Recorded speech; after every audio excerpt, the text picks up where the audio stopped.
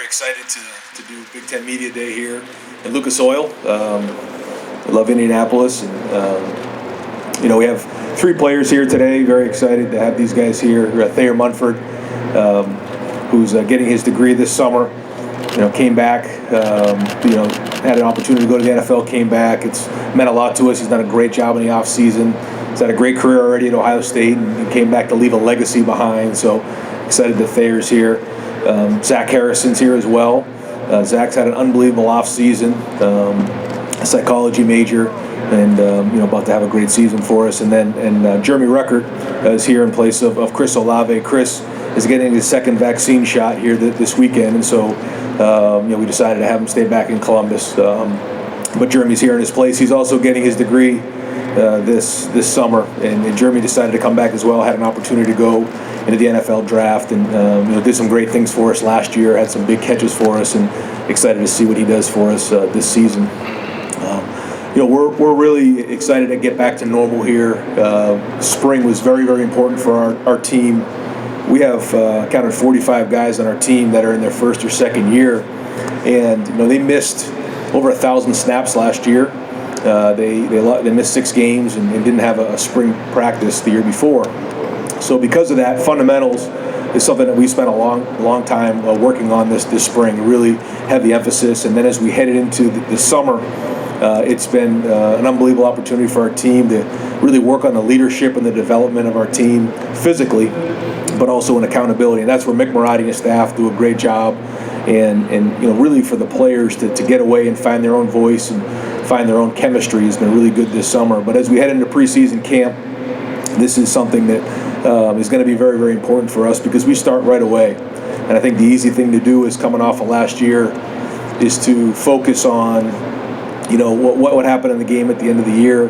How do we get back to the national championship game?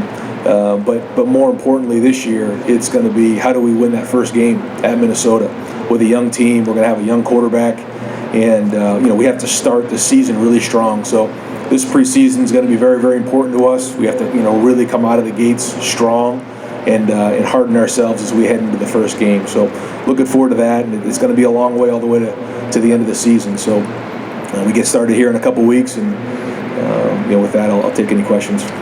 Thank you, Coach. We'll start here with Bill. Just raise your hand, Bill, so she can see it. Thank you. All right, you're no stranger to the stadium, and as you know, the College World Playoff Championship game is here. I know you're looking one day at a time and not at January, but what do you have to do? How does your team have to develop to get to this point, and how good do you feel about your team right now? I feel good about the team. I feel good that we have some veteran groups, but I think that there's also some inexperience in some areas, and so it sounds like coach talk, but in order to get back here, which it's been tremendous for us to get here, is we have to figure out a way to win the first game. Otherwise, it doesn't matter. And how is that going to happen? It happens with an unbelievable preseason and staying in the moment, and that's been our mantra there at Ohio State for a long time. Is to stay in the moment, not get too worried about what happened yesterday, not get too far out in front of you in terms of worrying about, playing in championship games. You got to do a great job of maximizing the day, and if we can just stay on that focus, we're going to have a chance to play in some championship games. But yeah, I mean, when you look at the youth that we have at linebacker, you look at our youth at quarterback, that's something that we got to make sure we're doing a great job of addressing. But we also have really good players around them. We have really good depth on defense, the D-line. Our secondary has more depth now than it's had in a while. And then on offense, I feel like we have pretty good depth at all the other positions. Go to your right, Matt. Hi, Coach. Matt Kennedy, Minnesota Daily. How do you guys on defense with such a young squad plan on trying to stop Minnesota's experienced run game in the first week with 5 Gopher offensive linemen returning and a great running back in Mo Ibrahim? Yeah, I mean, I think when you look at Minnesota, they have one of the most experienced and veteran teams there is in the country. So it's going to be a major challenge for us going on the road. We haven't played in front of fans in a long time, so it is a huge challenge. The good news is we're not that young up front. We do have really good depth in the D-line. A lot of guys coming back: Haskell Garrett, Zach Harrison, Tyreek Smith, Antoine Jackson, Teron Vincent. And, so we're as deep as we've been in the D-line. That's good. We're young at linebacker. But it was good to see some of the younger guys play well in the playoffs last year. When you look at what Lathan Ransom did at safety and Josh Proctor did for us, Seven Banks had some really good games for us last year as well. And so, although we're young, we do have more depth there. And so, like you said, it's going to be a challenge. So that's why this preseason is going to be a really hard preseason for us. Stay in the same section. Jay Stevens, Locked On Podcast Network. How did the abnormal way to prepare for last season help you alter and improve the preparation for this season? Well, one of the things we missed was routine. In a routine game, coaches, players, the whole program strives on routine, and getting back into that routine is what we missed desperately. So I think it's more of that. It's just, I don't think we all really appreciated how much we missed the routine until it was gone, and every week it was something new. And we're kind of tired of living day to day that way and not knowing at least what the routine is going to be on a weekly basis. So getting back into a normal game week where you have your Sunday, Monday, Tuesday, Wednesday, all the way up into the game is something that we're really looking forward to. And I think it's more of that than anything else. To your left, 10 o'clock. To your left. Nathan Baird, Cleveland.com. Obviously, last season was pretty disrupted by the COVID situation for Ohio State. And you mentioned Chris getting his vaccination this weekend. Just curious, what kind of advice or approach are you taking with the vaccinations, and where do things stand with the team right now?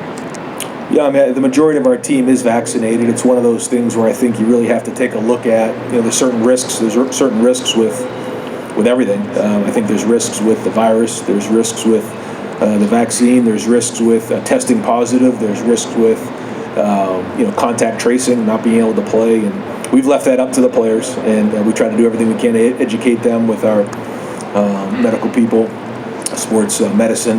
But I feel like we're in a pretty good place. I think the majority of our guys have been vaccinated, and a few more are continuing to get vaccinated. And I know it's something that's unique to each guy, and we've kind of left it up to them. And keep rolling up front with 24/7.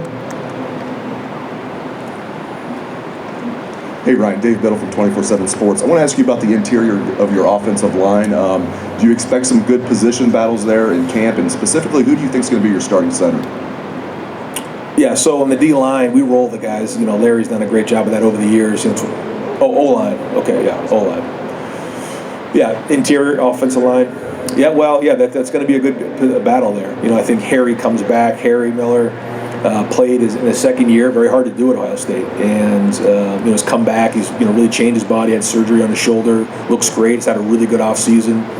Paris Johnson is moved in from tackle and done a really good job, embraced that role. Really proud of the way he's embraced that role. This is one of the top defensive linemen in the entire country. Decides he wants to play guard right now, which ultimately is going to really help him in his versatility and his value down the road. But then you also have guys like Luke Whippler who's in there, Matt Jones, Josh Fryer, Enoch Viamahe. Good news is, like you said, we have a few guys in there, and if they all deserve to play, we will roll those guys. And so some of those guys had to play. In the Michigan State game when we lost all those guys, some guys had to step up in a big way and did. So some of them did play. Like Harry didn't play in the spring, so we'll have to, once we get them all in there, we'll have to figure that part of it out.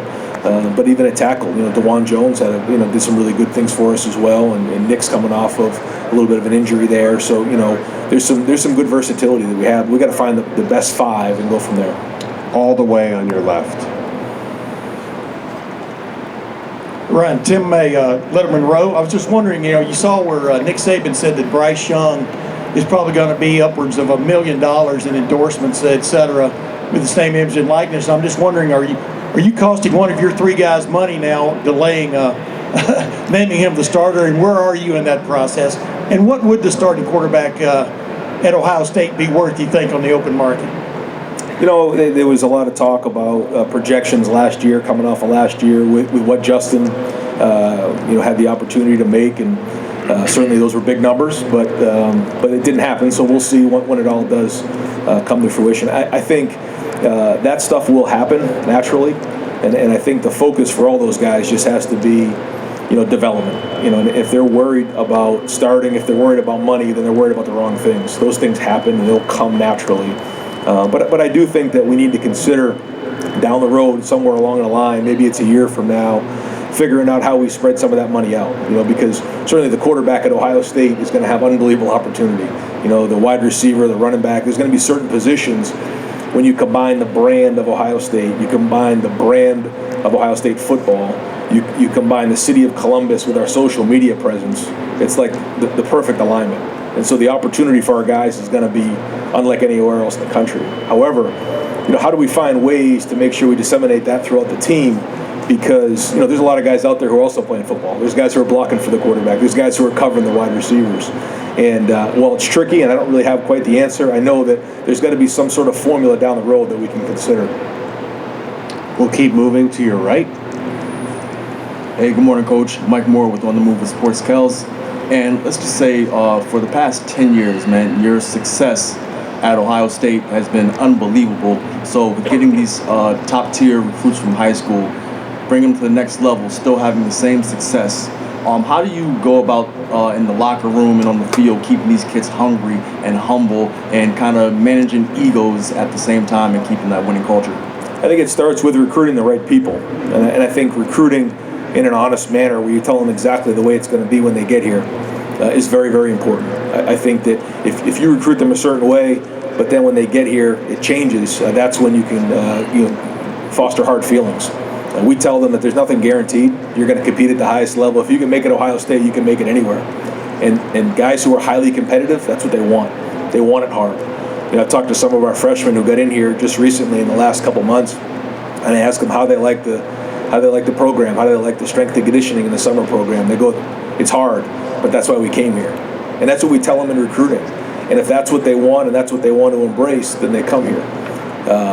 For somebody who wants to just, hey, you're going to get on the field and play right away, this isn't the place for you. Now, for a lot of guys, they do play early.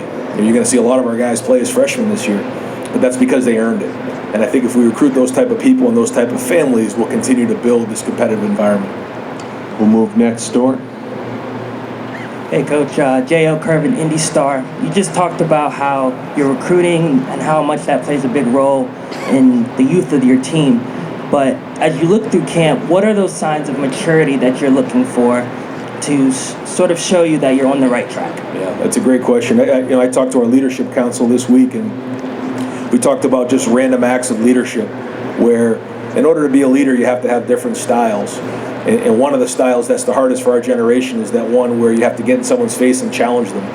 And so we try to create those type of conflict environments in practice, in workouts. Mick Marotti's the best in the business at it. And when guys can step up and speak out and have a voice in front of the team with leadership, and the first time it happens isn't when you're down by a score at halftime in front of the locker room where we have to rally the troops together. It happens in practice, it happens in workouts, and when we see those type of things, that's when we know we're taking the next step in terms of maturity, because there's the last few times we've been in the stadium right here, we've been down at halftime, and we had to come out in the second half and play really, really well, and the reason that happened was because of the leadership of our team. In the middle with Bill. Coach Bill Bender, Sporting News. Obviously, this recruiting cycle, you brought in 2 more 5-star defensive linemen in Jack and JT. I mean, you kind of started to answer it earlier, but what are the expectations for those guys in a group that pretty loaded on that side, or that defensive line that you have there? Yeah, it's highly competitive. We roll guys. Larry Johnson loves to roll defensive linemen, so they're all going to play. And, Jack and JT are in 2 different situations. Jack came in January and put on a bunch of weight. He looks great. He's had a really good offseason. JT just got there, and so it's going to be a little bit of a different lead into the season for him, but it's a long way to January.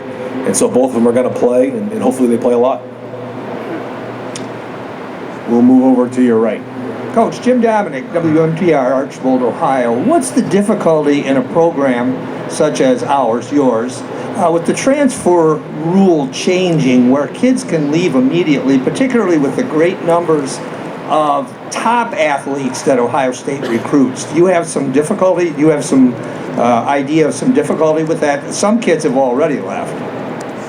Yeah, it's inevitable that the guys are going to leave. However, I think that when you recruit the right type of people, when you recruit in a transparent manner, and you're as honest as you can possibly be, then that's the best way to manage it. And I think that when you bring in great people who understand what it is, that there's going to be good days, there's going to be bad days. And one of the things I tell recruits when they sit on my couch is, it isn't always going to be great. You're going to wake up one day and ask yourself, why the heck did I come to Ohio State? I hate football. I said, how's that for recruiting? But that's the truth. And if they understand that coming in, that there's going to be bad days, there's going to be hard days, but if you choose Ohio State for the right reasons, then you'll see it through to the end of your graduation. However, there's going to be other situations. Joe Burrow's a great example of that. Joe got his degree from Ohio State. Dwayne ended up being the quarterback. He went on and had an unbelievable career and still does today. So it's changed the landscape of college football, but I think what it's really forced all recruits to do, or excuse me, all college coaches to do, is recruit in a transparent manner so that they're straightforward and tell them exactly what they're going to get when they get there. It's not always perfect, but that's our philosophy. And we'll close here with Ryan. Coach Ryan Saline from Greater Than the Game. With what Haskell Garrett went through last off season, what impact did that have on the team and his leadership moving forward? Very unique situation what Haskell went through. I think it makes you realize, and I think it made him realize that in one day your whole life can change forever. And to see the way he's responded, very proud of him, proud of the way he played last season, and hopefully he can now even take the next step. But what a great story of somebody that had almost all of it taken away, but then turned that leaf over and had a great season, and hopefully he'll have another one this year. Coach Day, wishing you a spectacular